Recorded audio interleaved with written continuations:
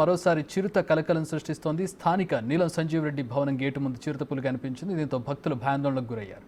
అయితే కారు లైట్లు ఆన్ చేయగా వెలుతురు పడడంతో చిరుతపులి పక్కనే ఉన్న అటవీ ప్రాంతంలోకి వెళ్లిపోయింది.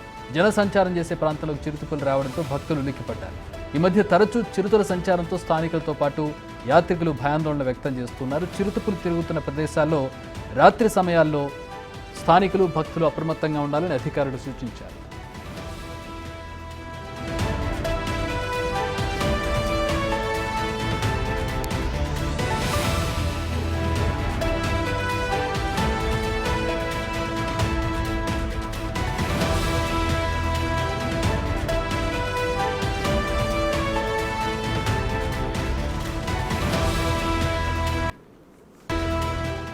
శ్రీశైలం దట్టమైనటువంటి అటవీ ప్రాంతంలో ఉంటుంది. నల్లమల అటవీ ప్రాంతంలో ఉంటుంది. ఇక్కడ సాధారణంగా మృగాలు తిరుగుతూ ఉంటాయి. పులులు కావచ్చు, చిరుత పులులు కావచ్చు తిరుగుతూ ఉంటాయి. సో ఈ మధ్యకాలంలో వాటి సంతతి ఎక్కువైంది.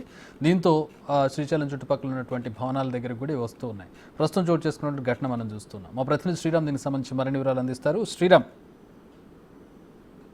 శ్రీశైలం సంబంధించినటువంటి ఈ నల్లమల ఫారెస్ట్ అటవీ ప్రాంత విస్తీర్ణం ఏదైతే ఉందో అయితే సమీపంలో ఉండేటటువంటి శ్రీశైలంతో పాటు సున్నిపేట ఈ పరిసర ప్రాంతాల్లో నిత్యం చిరుత సంబంధించినటువంటి కలకలంతో ప్రజలు కావచ్చు లేదా భక్తులు భయాందోళనకు గురవుతున్నారు. అయితే ఇటీవల ఈ వారం కాలంలో చూసుకున్నట్లయితే ఆ దేవస్థాన సంబంధించినటువంటి ఏఈఓగా మోహన్ పనిచేస్తున్నటువంటి తమ ఆ ప్రహరీ గోడ ఏదైతే ఉందో ప్రహరీ గోడ మీద కూడా చిరుతపులి వెళ్ళి ఆ కాంపౌండ్ లోకి దుంకి కుక్కను లాక్కెళ్లేటటువంటి సందర్భంలో కుక్క అలర్ట్ కావడంతో ఈ ఘటన చోటు చేసుకుంది గతంలో. అయితే ఈ రోజు మరి ఒకసారి చిరుత సంబంధించినటువంటి కలకలం రేకెత్తించింది. అధికారులకి గతంలో ఉండేటటువంటి ఫారెస్ట్ ప్రాంతం ఏదైతే ఉందో శ్రీశైలం సంబంధించినటువంటి టెంపుల్ సంబంధించినటువంటి ప్రాంతం పరిసర ప్రాంతాల్లో ఓవరాల్ గా ఈ రోడ్డు సంబంధించినటువంటి రింగ్ రోడ్డు ఉంటుంది. రింగ్ రోడ్డు సంబంధించినటువంటి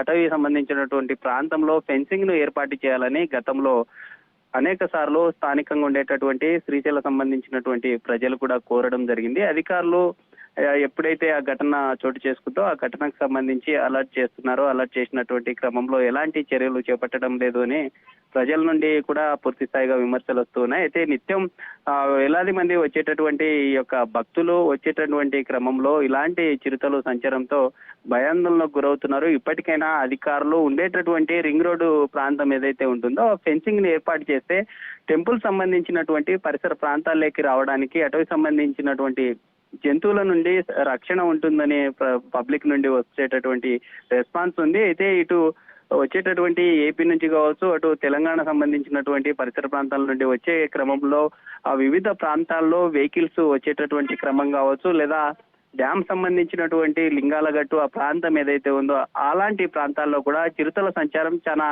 ఈ మధ్య కాలంలో ఎక్కువగా చిరుతల సంబంధించినటువంటి సంతతి పెరగడంతోనే ఈ చిరుతలు ఎక్కువగా జన సంబంధించినటువంటి నివాసాల్లో కూడా ఎక్కువగా కనిపించడంతో ప్రజలు కూడా భయాందోళనకు గురవుతున్నారు. అధికారులు ఎప్పటికప్పుడు భక్తులు వచ్చేటటువంటి క్రమంలో వీడియోలు తీసి అధికారులకు చేరవేస్తున్నారు. అధికారులు ఆ వీడియోలో నుంచి చూసిన తర్వాత ఎలాంటి చర్యలు చేపట్టడం లేదనేటటువంటి విమర్శలు వస్తా ఉన్నాయి. అయితే శ్రీశైలం కావచ్చు సున్నిపేట సంబంధించినటువంటి ఈ ఫారెస్ట్ సంబంధించినటువంటి ఫెన్సింగ్ బార్డర్ ఏదైతే ఉంటుందో బార్డర్ సంబంధించినటువంటి పరిసర ప్రాంతాల్లో ఫెన్సింగ్ ని ఏర్పాటు చేయాలి. ఏర్పాటు చేసిన తర్వాత ప్రజలకు సెక్యూరిటీ అనేది ఉంటుందనేటటువంటి ఒక విమర్శ అయితే వినిపిస్తా ఉంది. అధికారులకు ఎన్నిసార్లు చెప్పినా వీటిని పట్టించుకోవడం లేదనేటటువంటి విమర్శలు ఎక్కువగా వినిపిస్తున్నాయి. ఇప్పటికైనా ఖచ్చితంగా అధికారులు ఆ నిమ్మకు నీరెక్కినట్లుగా కాకుండా ఖచ్చితంగా ఈ ప్రాబ్లం ను సాల్వ్ చేయాలనేటటువంటి ప్రజలైతే కోరుతా ఉన్నారు.